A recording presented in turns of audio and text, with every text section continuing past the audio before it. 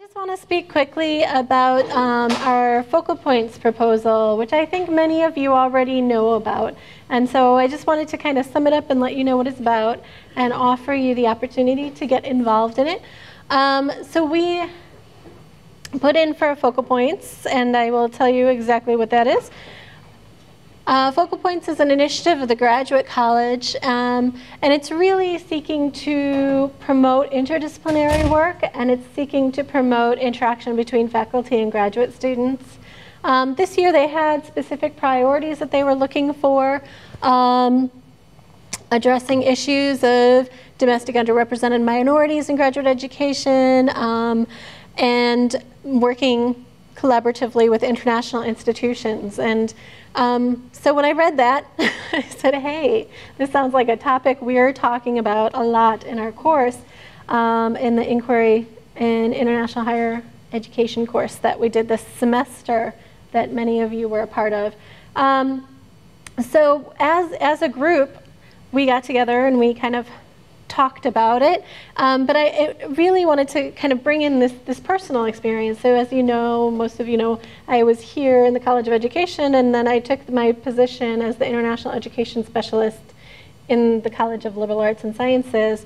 On my last day here, one of our fine faculty here, I won't say who, said, because I work with international students who are coming onto campus, they said, oh, so you're going to go work with the international students that are displacing our underrepresented minority population.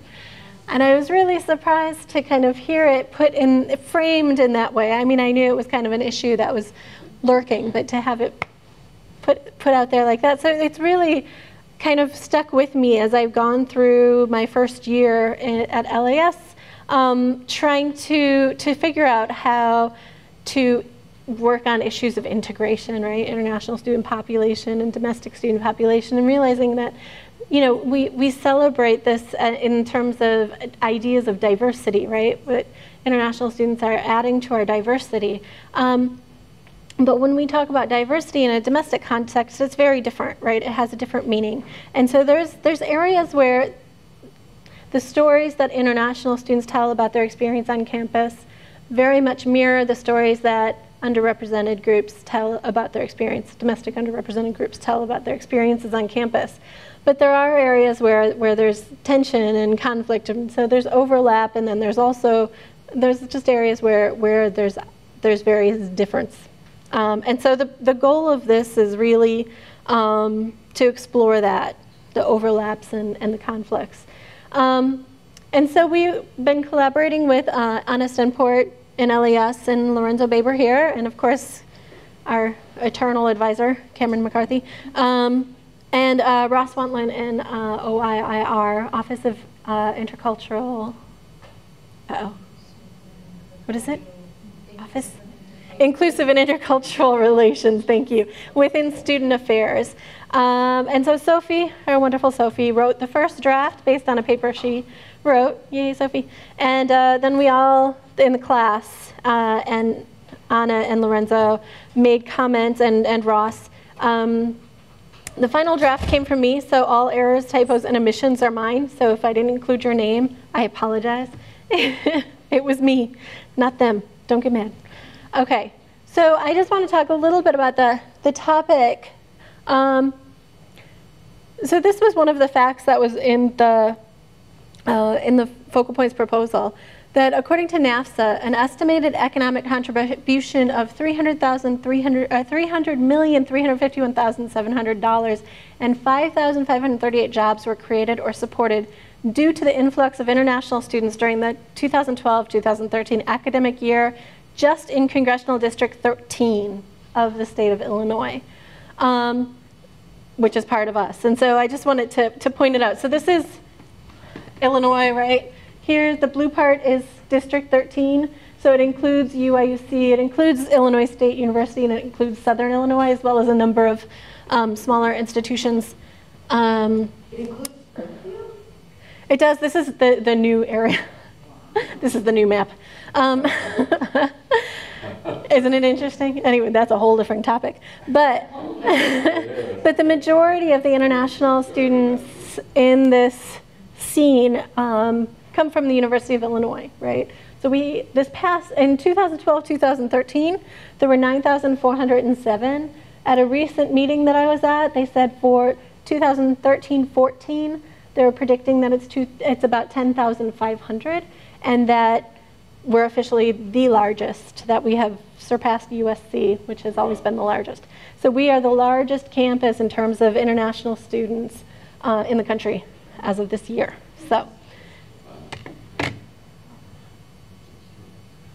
So at the same time, there's been other demographic shifts, right? And so this is, it's a graph showing enrollments by the categorization as it's done by the university. So this is taken from DMI, the university data, over the past 5 years. And the reason that 09-10 is a little bit different is because they changed the way that they categorized between 2009 and 2010. So that's why that top line of unknown used to incorporate a lot of categories that they then broke out, right? So if you look at it though, it draws a little bit of a picture, right? And so if you look at, so here's the growth in non-resident international students, right? The foreign nationals. There's growth in Hispanic Latino, but you can see, and it's kind of hard to tell because of the scale, but there's been a continual decline in the number of Black or African American students on campus. It's been a continual, it's an incremental decline. But then if you look at the decline of the white non-Hispanic group, it's pretty considerable. A growth of domestic Asian students over the 5 years. And then, of course, 2 or more races, non-Hispanic. I mean, those are all different categories that there's been growth in. But I think that, you know, if you look at, and you'd have to break it down and see exactly what some of those categories mean. But you can see that there's kind of specific trends happening, and there's response, obviously, right? So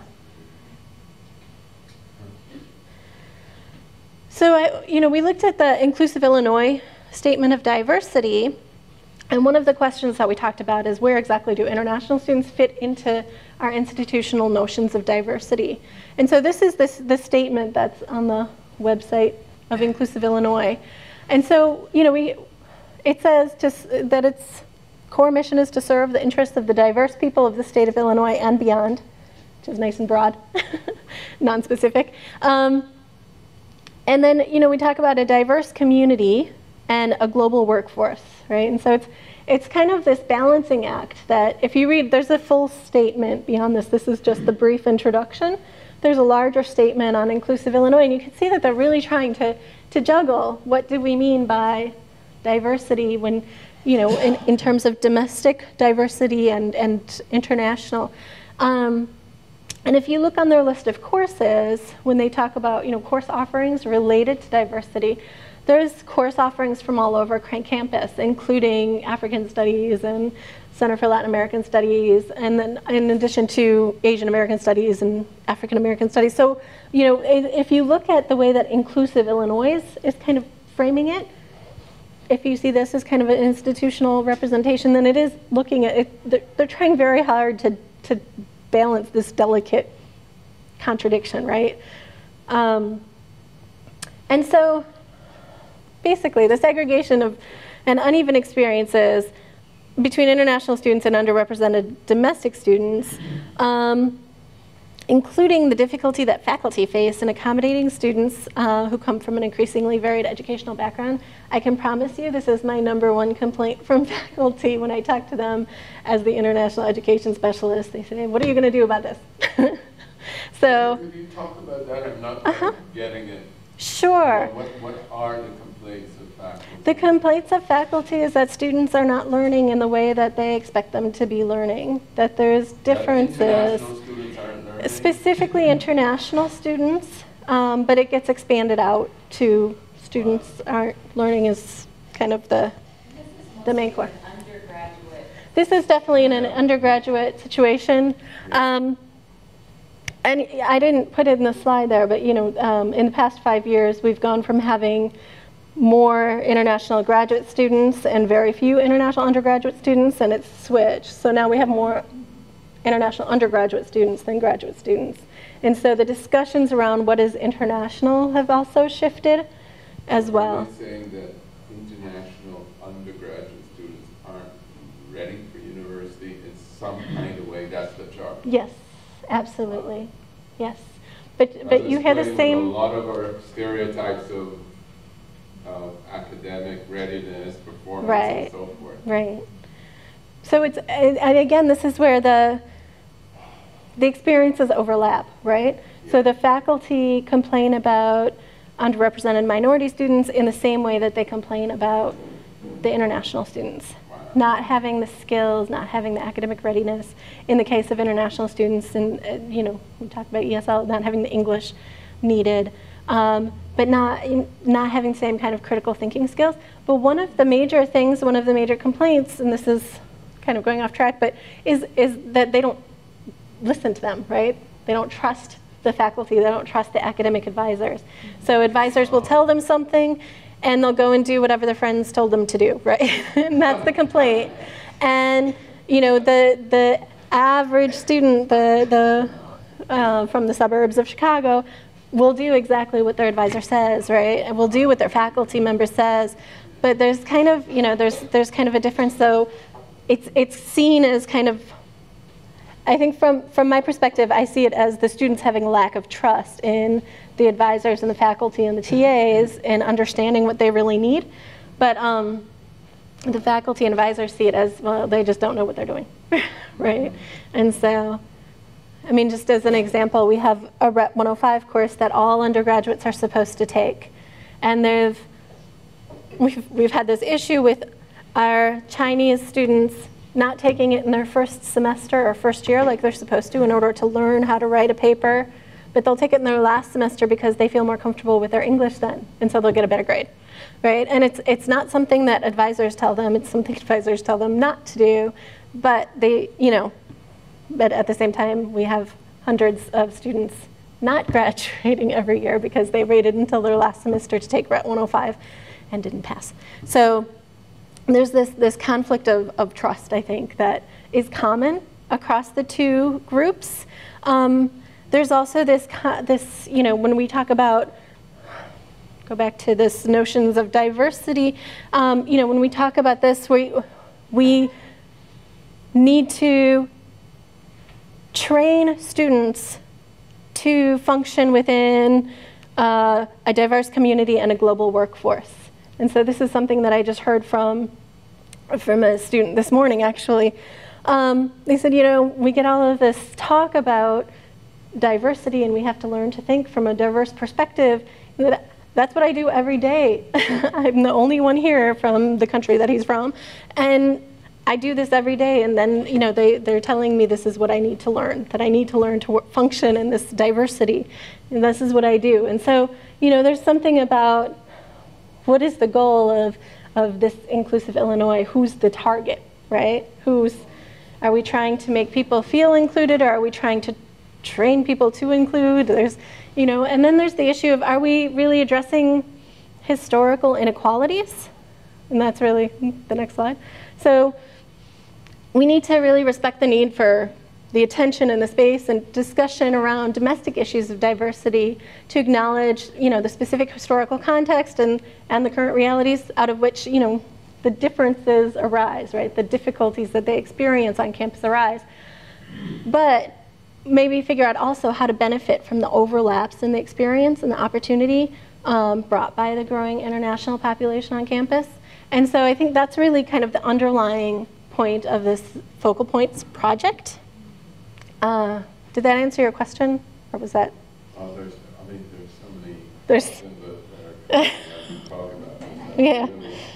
And I mean, of course, there's the issue of the land grant university and what is our responsibility as land grant and all the, I think, what was that? I heard not land grant, but land given, because we just have the land. So the structure that we put out for the Focal Point is a reading and discussion group. We're hoping to take over the Fridays at 3 to 5 slot. Thought we'd throw this here since you'll be on sabbatical, we would like to build on the current Understanding Educational Diversity Around the World speaker series, and then maybe expand it out a little bit with invited speakers and, speaking around some of the topics that are part of this. And one of the things that came up in a project that Sophie Gayong and Mauricio did this semester is that there's kind of a push to include domestic students within that series, that speaker series, right? Because we've really focused it on how is education done around the world, because 95% of the presentations done here on education are about the United States, so you'll get plenty of that. But what that does is that separates it out and it doesn't allow for that conversation to happen. So we're trying to figure out a way to really still forefront how things are done in different places, but build in that conversation as well. We'll have a writing group with the goal of potentially an edited volume at the end of the project. And then a spring symposium, 2 or 3 days with guest speakers and focal point student projects to explore key questions. We're hoping very much to organize that around AERA, since it's going to be in Chicago, and hopefully we can get some bargain deals on speakers. So that's the plan for next year. So if you are interested in participating in the project, if you could, I set up a link for expressions of interest and kind of what you want to do and ideas about speakers, ideas about topics, anything that you want to contribute. You can just go to that website and let us know, so that when we are moving forward with the planning, we'll make sure to include you and try to work those ideas in. So that's my 10-minute spiel. Do you have any questions? Or thoughts? Suggestions? Go ahead, Angela. Thank you so much. I'm just wondering if you have any support to rethink how the administration or like advising is done, maybe? Sort of like group advising, if students are trusting, more their peers.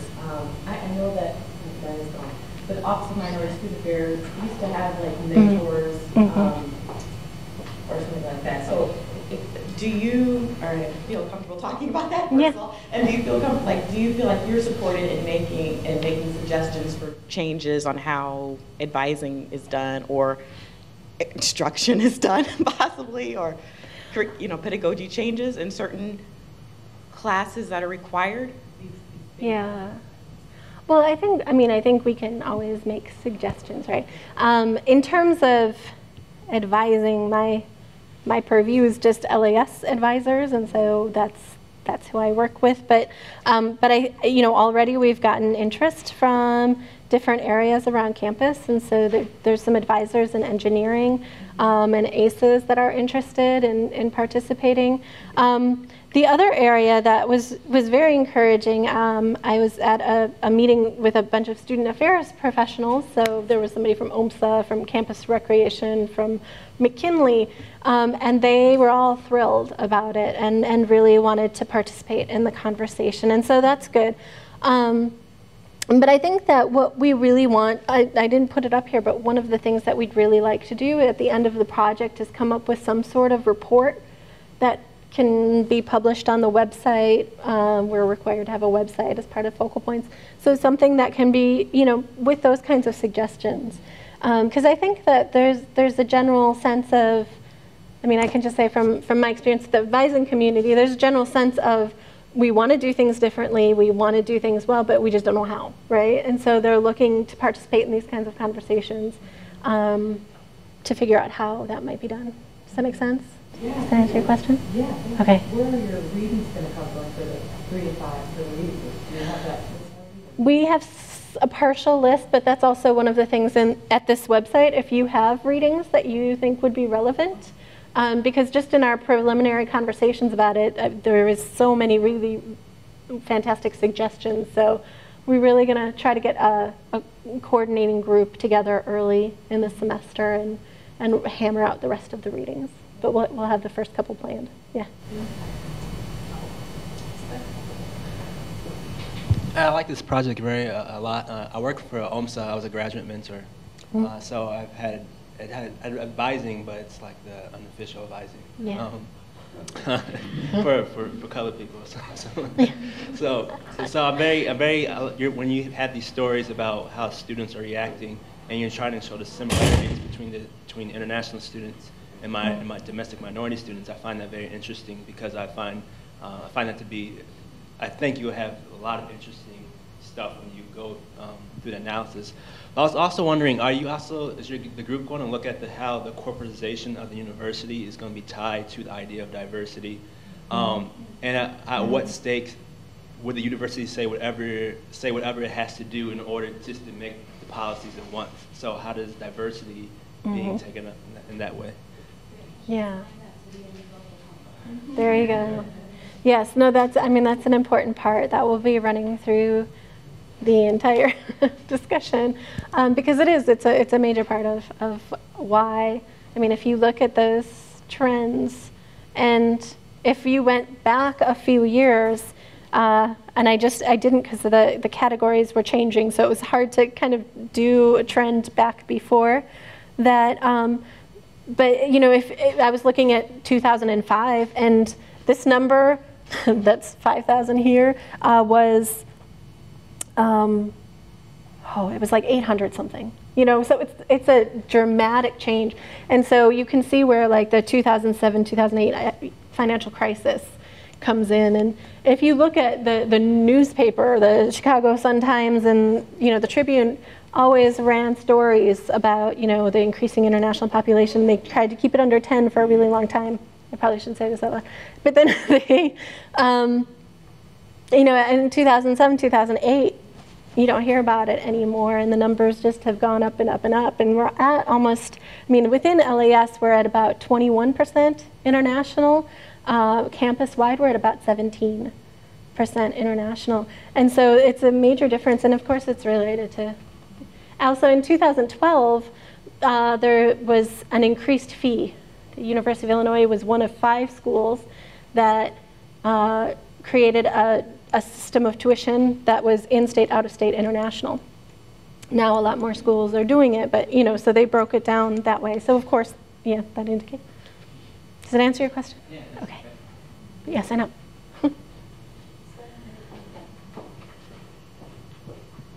I was just going to say, I think this is a really important addition, a graphic representation of the numbers, because I remember a presentation I gave last year around this time was quite controversial when I mentioned the numbers of domestic minority students decreasing, and someone challenged that. It's not decreasing, that's not true.